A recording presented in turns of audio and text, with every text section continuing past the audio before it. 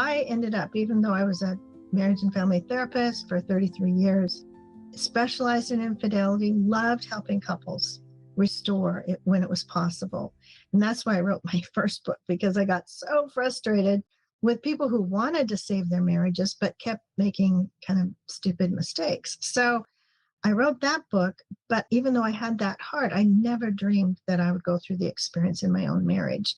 And I think he thought, because I helped so many people work it out, that if he changed his mind, he'd just come running back to me and everything would be okay. And I don't think he counted on the fact it would change him and his heart.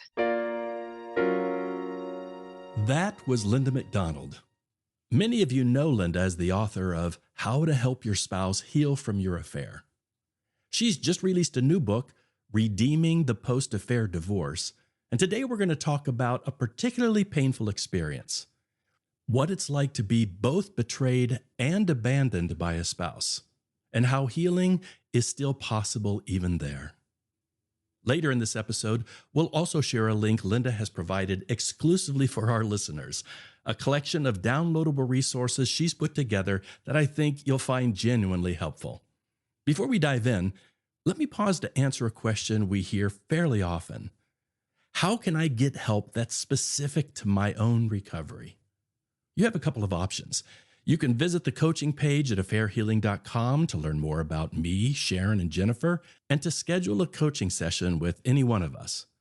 If you're not sure whether coaching is the right fit, you're welcome to schedule a free 15-minute consultation with me. We'll talk briefly about your situation, and I'll point you toward resources or recommend the kind of support I think would serve you best. Just click the consultation button on the coaching page or use the link in the episode notes. We really do want to help. And now, let's return to our conversation with Linda MacDonald. And along the way, we'll hear some excerpts from her new book. Welcome to The Recovery Room, a podcast presented by affairhealing.com. In this healing place, in this healing place. Linda, some years ago, you wrote a book, How to Help Your Spouse Heal from Your Affair. And when that came out, oh my goodness, I mean, that just hit home with the work that I do. I know the colleagues that I worked with, we recommended that book a lot. So I've always appreciated your work and what you've put out. And you've got another book that you've been working on that's just recently been released. And I kind of want to talk to you about that, if that's okay, like the whole theme of that book and why you put this work into it. So the name of the new book is Redeeming the Post-Affair Divorce. Heal your life, restore your faith after infidelity breaks up your marriage. Tell us what it's about. Well, there's been a lot of material that's out there for betrayed spouses, but a lot of times they're still married. And the unique experience of betrayal and then followed by abandonment, either direct or indirect, ends up combining into one psychic experience. And I call it betrandoned in my book. I combined betrayed and abandoned because I was tired of saying betrayed and abandoned all the time. There weren't very many resources back when I was going through my own experience in the late 90s, early 2000s. And I actually had an interesting experience. I was trying to date a year after my divorce had been final, and I was still a wreck. And I went to this media bistro party because I was starting to date a guy that was a radio personality. And so I was trying to fake it my way through. And I had this little name tag that said therapist writer. And this gal came up to me and was talking to me. And she said, "What do you do?" And I said, "Well, I'm a therapist and I'm writing a book." Well, I had scraps of paper at the point. And I had an idea in my head. And she goes, "Oh," I said, "it's for people who are recovering alone after their spouse has fallen in love with somebody else." And she goes, "Oh, my mom went through that." I said, "Oh, really?" So I'm feeling kind of a little more at home at this place. And she said, "Yeah," she said that my dad left and she's just never recovered. And I said, "Well, what's she like? And she goes, well, she drinks all the time. She draws her drapes. She never goes out. She's depressed and she's kind of a wreck. And I said, well, how long ago did this happen? And I'm thinking 4 or 5 years, right? She said 20 years ago. And I was blown away. 20 years just flashed in my mind the whole rest of the night in neon lights. 20 years of feeling horrible, 20 years of low self-esteem, 20 years of obsessive processing where you're feeling just terrible about yourself and feeling disconnected. I felt really disconnected from myself on the inside. And I realized recovery isn't going to be just automatic. I need to figure this out. So I became real interested in trying to figure out how to be assertive and intentional about my recovery. And that's where the book kind of came from, was all my lessons I learned along the way. Well, you're right that so many of the resources really are directed towards the one who is betrayed, but many of them with the assumption like you're trying to work on your marriage, you're trying to rebuild the relationship and so forth. Not all of them, but a lot of them are. And so people going to look for help, they do get this information about the trauma they're going through, because betrayal, I mean, you and I both know that is a significant trauma in somebody's life. Yes. Some people will say it's the hardest thing I've ever been through. Yeah. Not only are you betrayed, but you're left, you're abandoned. Yeah. And that's just a whole nother wound that gets added on, this double trauma that gets layered onto it, betranded. Yes. What is unique about recovering and healing from that dual experience? For me, I had to find names for it because I didn't even know it was what I was going through was post-traumatic stress. And I began to have some symptoms during the whole unfolding of the betrayal. I heard it in pieces.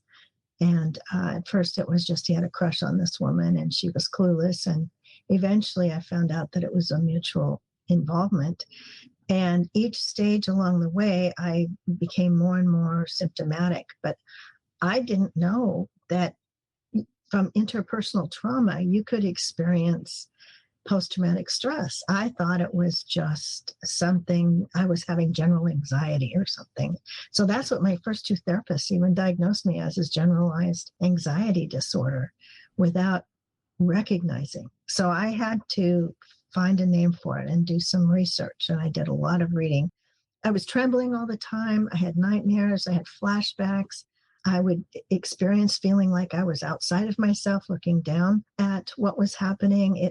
There was a lot of non-reality. I could hardly function.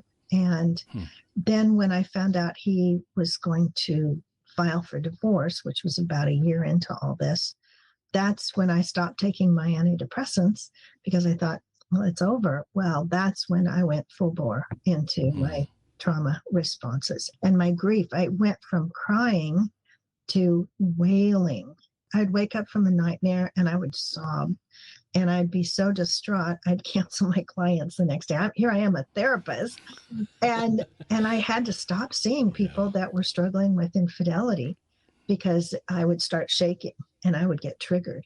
But I didn't understand all that early on. So I had to do some research. And it was just coming online that people were discovering that interpersonal trauma, not just military vets, could experience that. Because when you bond with someone, that attachment, it feels really essential. And I felt like I was going to die, even though I wasn't physically threatened. Emotionally, I was threatened, and relationally. And so I had a lot to learn. The pain, the grief, the hurt of the betrayal was one thing. And you almost looked at his declaring his leaving like, well, I guess that's the end of it. Maybe it's a turning point or a remedy. And yet you had experienced as another falling off. It was even here's a deeper grief and a deeper wound that. Exactly. Yeah, it was worse. I think I thought I could repair if he could tell me how sorry he was and that he really loved me. And, you know, I thought that was where my repair was going to come. And so I was hopeful that he would have a turnaround. And when he didn't, and he did the opposite, I really thought my life was over. In fact, I became suicidal for probably about 6 months. Here's an edited excerpt from Linda's book. As the garage door closed behind me with a clunk, I sat in my car, engine idling, final divorce papers in my lap. The familiar moan rose from deep inside, a gut-wrenching sound that erupted into a wail I couldn't contain. Why not just let the engine run? Let the carbon monoxide take me out of this misery. I already feel dead inside. Why not just finish the job? I heaved as memories flooded in. Our sweet beginning, our tragic end. Our wedding was a joy-filled celebration with 700 guests. I was in love, full of hope, cherished, chosen. Now, sitting in my car, shame burned through me. How could I have been so blind? I felt foolish, duped, and discarded. I pounded the steering wheel, sobbing.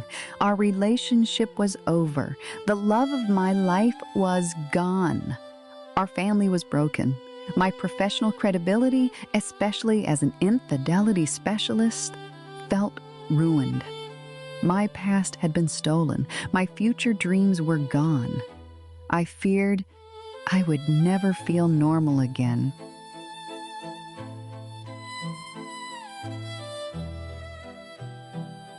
As I thought about it, I thought, okay, I'll be out of pain. I've done everything I need to do in this life. I've written a play that has blessed people. I've, accomplished these things. And then I started thinking about my mom and my sons and realizing that I was going to really hurt a lot of people if I went through with it. So I turned the key off. But I still had to battle it for another 6 months where I just would rather have been dead. What were some of the other ways that the grief showed up? Feeling dead inside. And I don't know if it was the trauma or the grief, but I felt kind of like somebody had just opened my chest and I was a robot that had all my wires pulled. I felt stigmatized too. It was a really hard way to grieve because you felt like people didn't know what to say to you.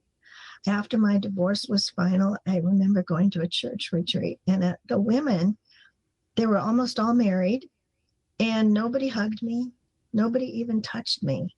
They just would look at me and they'd try to be nice, but they didn't know what to say. And I was there with a friend who had lost her husband and he had died. And everybody was hugging her and showing her all kinds of empathy.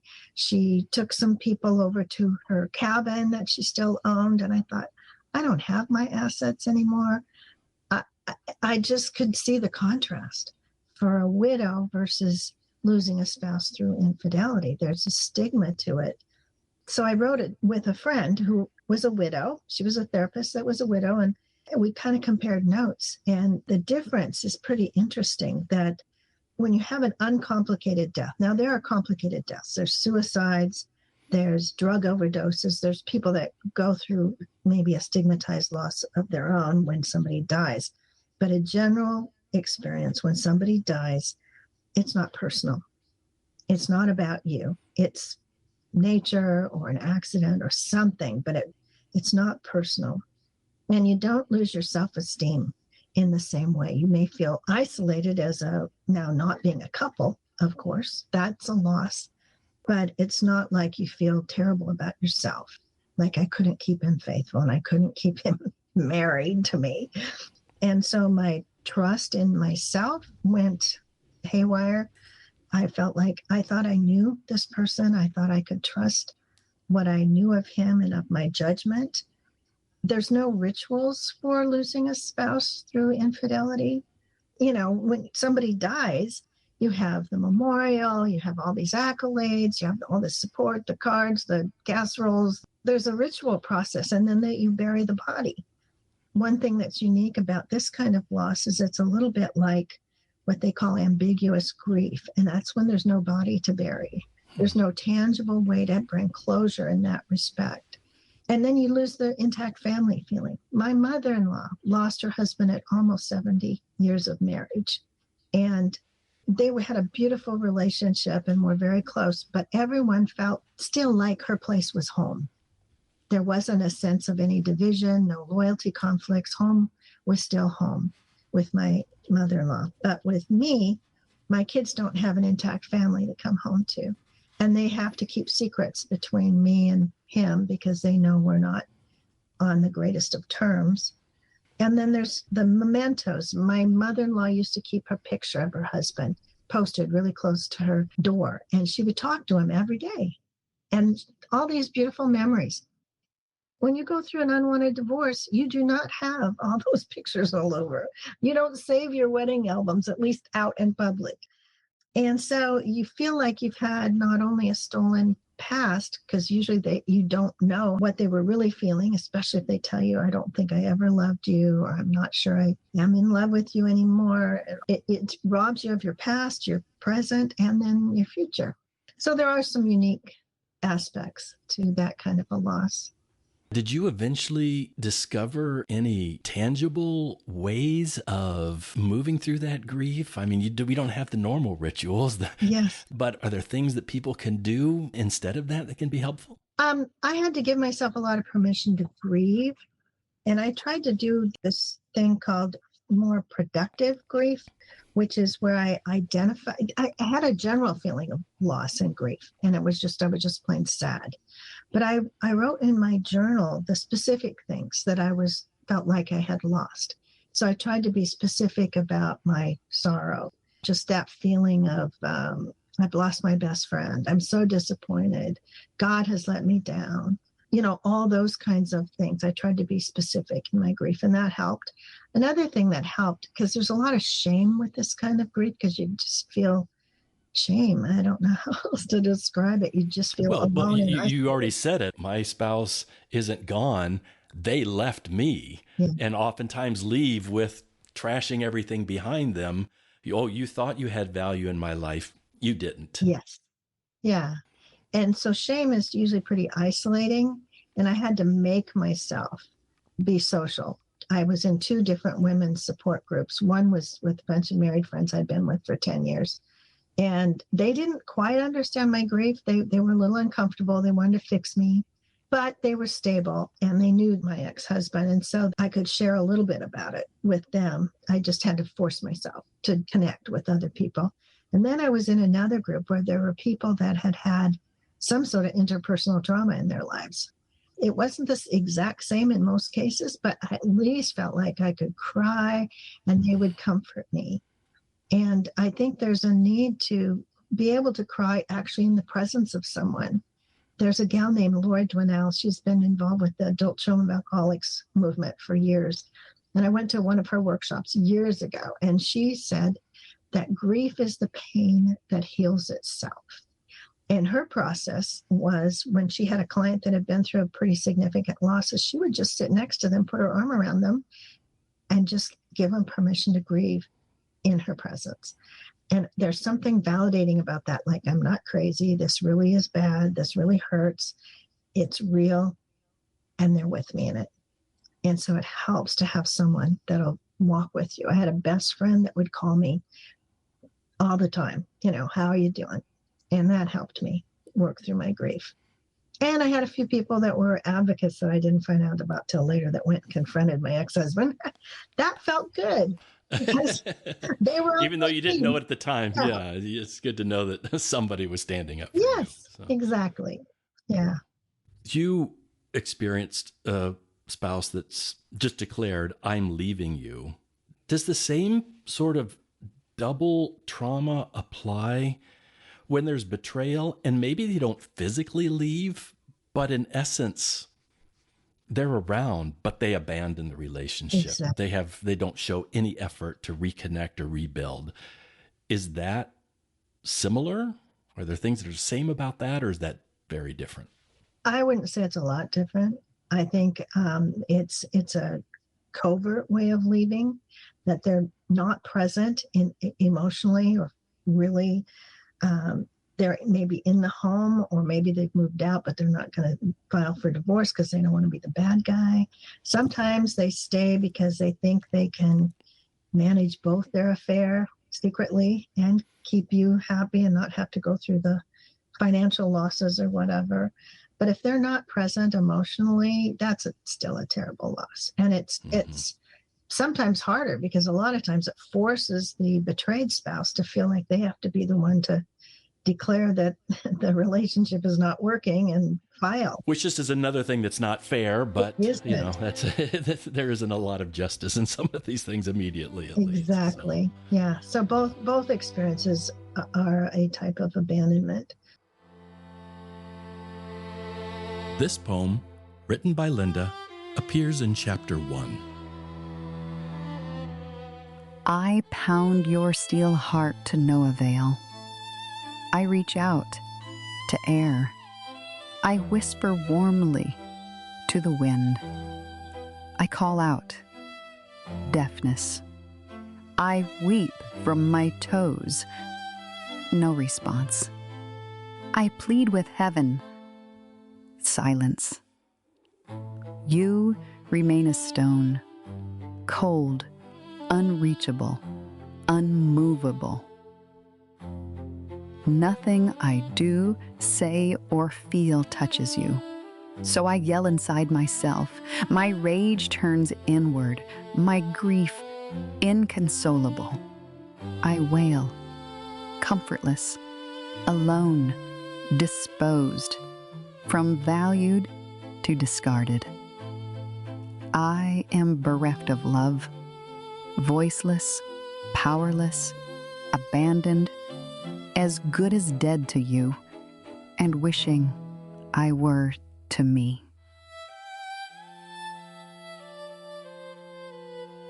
You're pretty open. In your book, you really lay it out. I mean, I've never experienced the being betrayed part of things. Mm-hmm. But in a way, I could experience it through you in reading it. I mean, it's pretty raw stuff. And as I was reading your book, I just thought, man, there are going to be a lot of women out there that read this and say, Linda gets me. This is exactly what I'm going through. It's raw, it's visceral, it's painful. I mean, how long did you have to deal with just the broken grief? Nobody gets me. I feel lost. I mean, is that something that went on for some time in your life? Oh, yeah. Yeah. But I wrote thousands of pages in my journal, which really was another helpful tool because it helps you, go, yes, this is real. This is how I'm feeling. I remember being hungry to just meet somebody that would be this raw and open. I did end up on a weekend retreat. They were all married to sex addicts, which wasn't my exact situation, but they understood betrayal. And that was so validating. But I needed to hear other people's stories to know I wasn't alone. And so that's why I wrote the book so honestly. I actually wrote my ex-husband and told him kind of the general approach that I took and why, that I wanted to help people. And I gave him a general idea of what it covered. And I offered to send him the whole book. I sent him part of it. And if he wanted to read it, he didn't. He said he'd given up worrying about what people were thinking of him. So I have permission in a way to do this. Because that's, I think, what holds a lot of authors back is they're afraid of the blowback. Because when people are a couple and they reconcile, they both have permission. But when somebody's been abandoned and gone through an unwanted divorce, it's pretty hard to know what's safe or not safe to share.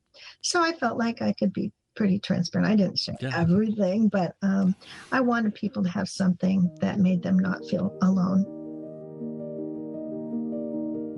I aimed to survive with grace. I'd seen plenty of embittered, divorced people make foolish decisions that cost them a happy future. Some bashed members of the opposite gender, bolstering their cynicism and undermining their appeal to potential mates. Others acted out of their pain through a string of one-night stands, desperate romances, and partying their brains out. Still others squandered their money on senseless toys, gave up on life, and ended up financially broke. I wanted none of it. To reclaim my dignity and self-respect, I had to overcome the deadness inside without making reckless choices. I needed to re-enter the land of the living. No more hiding out in my pajamas on the weekends, burying my nose in a mystery novel. No more indulging in a bowl or two of pralines and cream ice cream to dull the constant ache within. No more avoiding social situations with happy, well-adjusted people. I was determined to emerge from my season of shame with my head held high and renewed self-assurance. Your faith is something that was extremely important in your healing. Your book, by the way, really talks about faith, and it talks about Scripture, and it talks about God. So just talk about all the things that helped you eventually towards healing, including your faith. I felt really led in a way to marry this person.